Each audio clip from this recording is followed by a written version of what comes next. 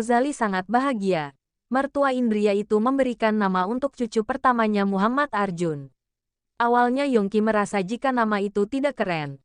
Tetapi Indria setuju dan melirik kesal ke arah suaminya yang kurang bisa menghargai. 2 hari setelah dirawat di rumah sakit, akhirnya Indria dan Arjun sudah boleh pulang.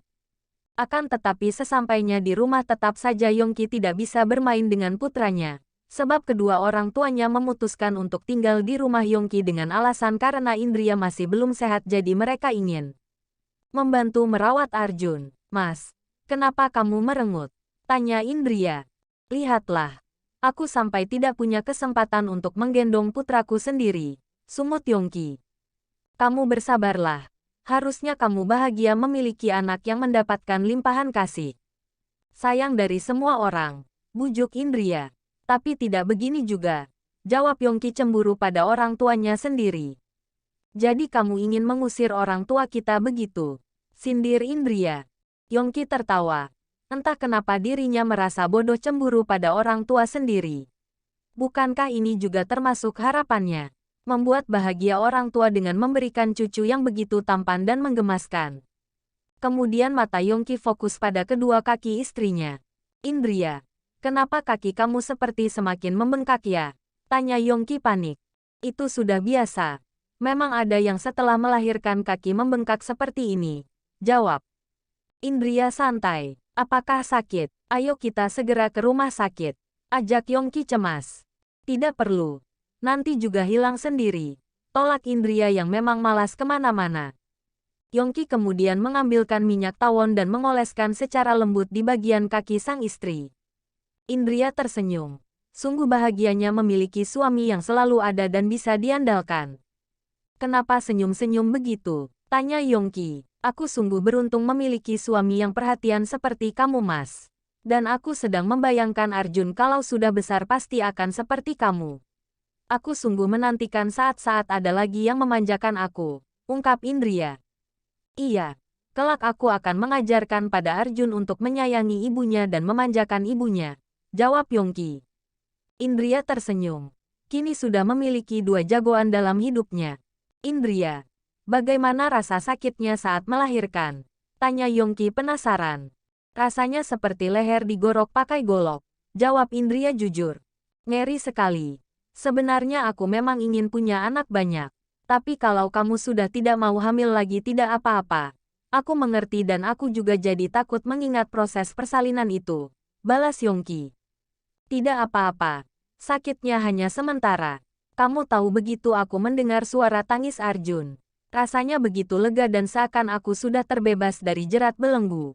Intinya aku begitu bahagia menjadi seorang ibu. Tutur Indria.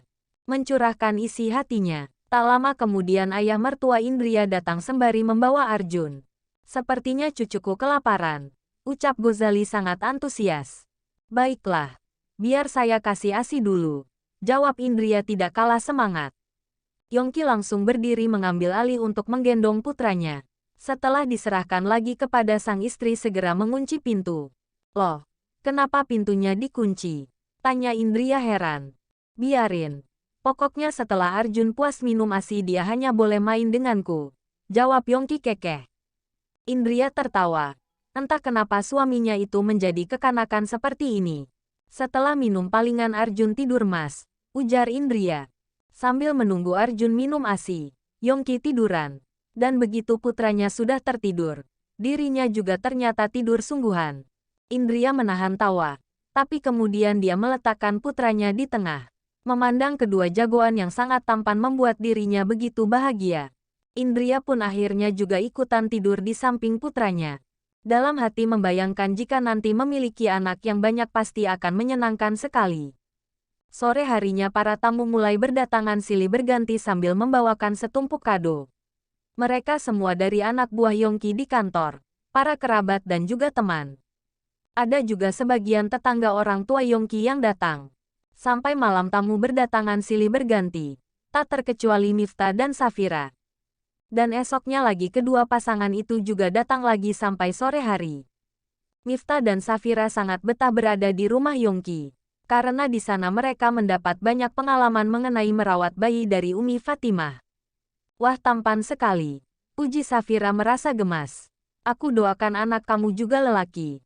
Kelak mereka bisa menjadi sahabat seperti ayah mereka, jawab Indria. Amin. Sepertinya akan sangat menyenangkan ya jika seperti itu. Balas Safira nampak bahagia. Miftah memperhatikan wajah penuh harap sang istri dengan pandangan yang mesra. Sedangkan Safira memalingkan wajah tak kuasa menahan tatapan mematikan itu. Usia kandungan kamu berapa bulan? Tanya Yongki pada istri sahabatnya. Mau memasuki 6 bulan. Jawab Safira. Wah, sudah USG belum? Pekik Indria antusias. Belum. Dari kemarin sibuk terus. Rencananya besok pagi. Jawab Safira. Wih, pasti sudah sangat penasaran kan apakah lelaki atau perempuan? Sela Yongki pada Miftah. Kalau aku sih lelaki atau perempuan sama saja. Yang penting sehat dan normal. Jawab. Miftah santai. Tidak lama kemudian Miftah mendapat telepon. Dia menoleh ke arah istrinya. Safira, aku ada kepentingan dulu hanya sebentar saja. Kamu di sini ya, nanti aku kemari lagi kok, pamit Miftah. Iya, jawab Safira patuh. Assalamualaikum. Waalaikumsalam. Jawab Safira lembut. Tak lama setelah kepergian Miftah, Fatimah masuk ke dalam kamar untuk mengambil Arjun mau dimandikan. Umi, aku mau belajar memandikan, ucap Yongki. Ayo kalau gitu. Jawab Fatimah dengan senang hati. Kini di dalam kamar hanya ada Indria dan Safira berduaan. Indria sangat penasaran bagaimana dengan hubungan Safira dan Miftah. Saat ini, Safira, sekarang bagaimana perasaanmu terhadap suamimu? Tanya Indria. Safira cukup terkejut, tetapi kedua pipinya yang merona merah menandakan jika Safira merasa malu. Karena dia suamiku, aku harus belajar mencintainya. Jawab Safira. Miftah adalah lelaki yang sabar. Dia sangat mencintaimu. Jadi jangan sia-siakan lelaki sebaik dia. Bujuk Indria. Lagi-lagi Safira hanya mengangguk dan tersipu malu. Safira jadi teringat tadi hendak mau kemari. Suaminya yang mandi malah handuknya terjatuh. Saat mau menyerahkan handuk yang baru, tanpa sengaja Safira melihat badan Miftah yang tanpa busana. Seketika Safira menjerit malu. Tetapi bayangan tubuh suaminya yang kekar itu tidak pernah luput dari bayangannya. Makanya Safira sampai saat ini masih merasa malu jika mengobrol dengan Miftah. Apalagi setelah kejadian itu Miftah memeluknya, menciumnya. Tampak sekali suaminya sudah sangat terangsang tetapi mencoba menahan diri. Sebab mereka tidak boleh berhubungan badan. Safira bisa merasakan betapa sabarnya sang suami. Padahal Safira andaikan tidak dilarang mungkin sudah akan menyerahkan dirinya. Sebab dia memang telah jatuh cinta pada suaminya bahkan jauh sebelum mereka menikah.